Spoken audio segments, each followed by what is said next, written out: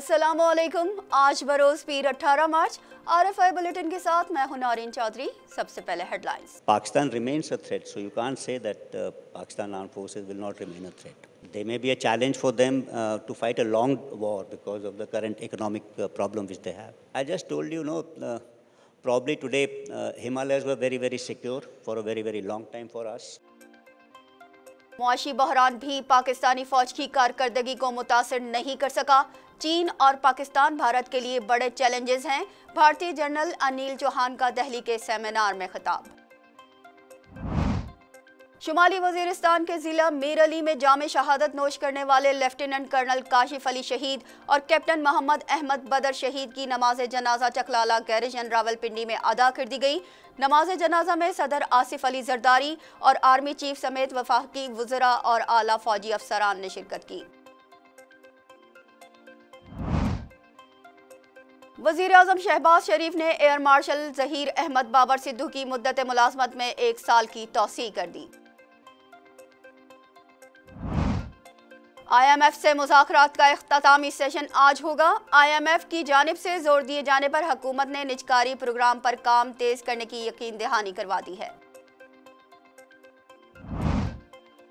Niger का America से फौजी ताल्लुकात खत्म करने का ऐलान। फौजी हुकूमत की रूस से कुर्बत बढ़ने लगी।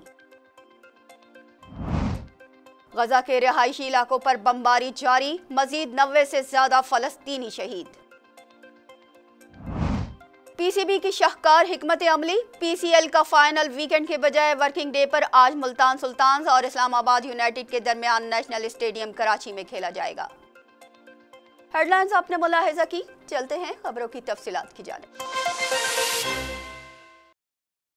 भारतीय जनरल अनिल चौहान का कहना है कि पाकिस्तान का मुआशी बहरान पाकिस्तानी फौज की सलाहियत पर असरअंदाज नहीं हो सका। दारुल हुकूमत दिल्ली में सेमिनार से खिताब में भारत के chief of defence staff general Anil Chauhan ने कहा कि मुआशी बहरान का पाकिस्तानी फौज की पेशावराना सलाहियत पर मनफी असर नहीं हुआ। पाकिस्तानी फौज आज भी बहुत मजबूत है और भारत के लिए बड़ा खतरा है। इसी तरह चीन का उरूज भी भारत के लिए एक बड़ा चैलेंज बनता जा रहा है। जदीद दुनिया में नई टेक्नोलॉजीज के बायस असलहा खाना तेजी से तब्दील हो रहा है। हमें इसके लिए हिकमत अमली बनाना होगी। खित्ते में पाकिस्तान और चीन की दोस्ती भारत के लिए दूसरा बड़ा चैलेंज है। शुमाली वजीरिस्तान के जिला मीर अली में जामे शहादत नोश करने वाले लेफ्टिनेंट कर्नल काशिफ अली शहीद और कैप्टन मोहम्मद अहमद बदर शहीद की नमाज जनाजा चकलाला गैरिजन रावलपिंडी में अदा कर दी गई। ISPR के मुताबिक शुमाली वजीरिस्तान के इलाके मीर अली में दहशतगर्दों ने बारूद से भरी गाड़ी चेक पोस्ट से टकरा दी थी, जिसके नतीजे में लेफ्टिनेंट कर्नल और कैप्टन समेत 7 फौजी अहलकार शहीद हो गए। जवाबी कार्रवाई में 6 दहशतगर्द मारे गए। पाक फौज के 2 अफसरान मादरे वतन पर कुर्बान हो गए। दोनों शहदा की नमाज जनाजा अदा कर दी गई है। सदर आसिफ अली जरदारी, आर्मी चीफ, वजीर खारजा, वजीर दाखिला, chairman joint chief of staff committee, chief of army staff, senior हाजिर सर्विस फौजी और सिविल अफसरान, शहदा के रिश्तेदारों और इलाके के मुकामी लोगों ने नमाज जनाजा में शिरकत की।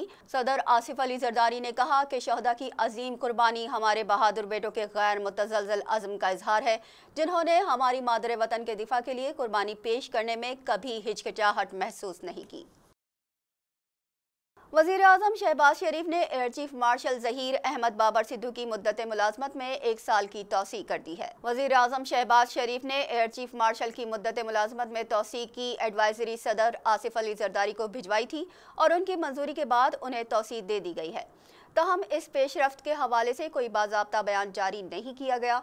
Air chief marshal Zaheer Ahmed Babar Sidhu 4 star air force अफसर और 16वें चीफ ऑफ एयर स्टाफ हैं। उन्होंने 19 मार्च 2021 को अपने पेशरो air chief marshal Mujahid Anwar Khan की रिटायरमेंट के बाद कमान संभाली थी। 11 मार्च को air chief marshal Zaheer Ahmed Babar Sidhu ने नौमुंतखब वज़ीर आज़म से मुलाकात की थी।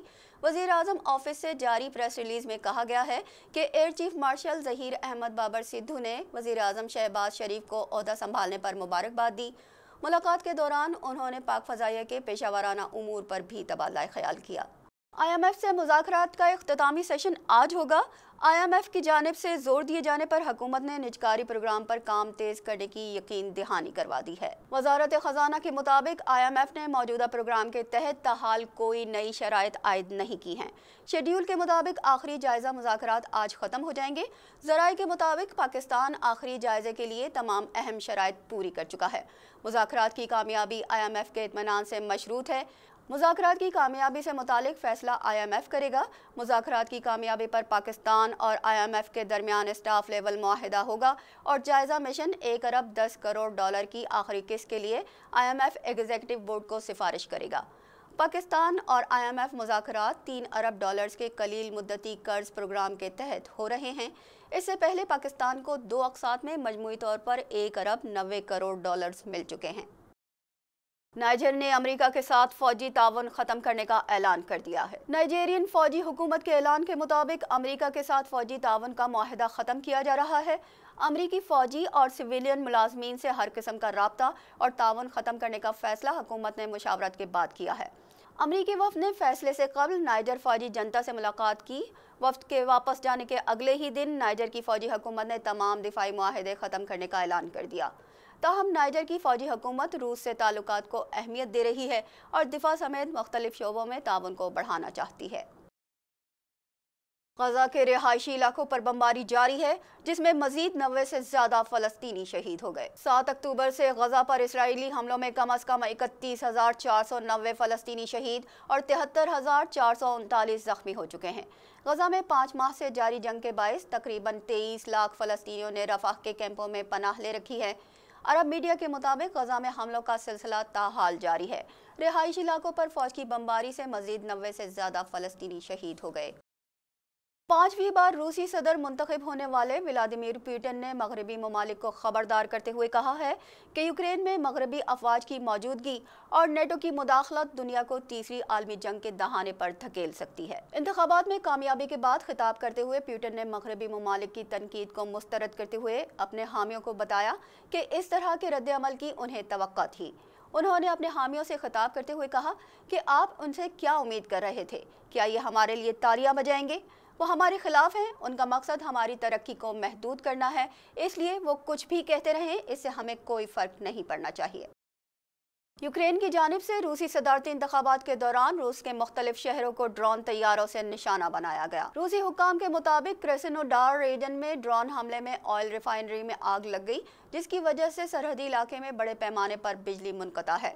यूक्रेनी ड्रोन्स ने रूसी दारुल हुकूमत मॉस्को पर भी हमला किया, जिससे रूसी हुक्काम ने नाकाम बनाते हुए मुतादिद ड्रोन्स मार गिराए।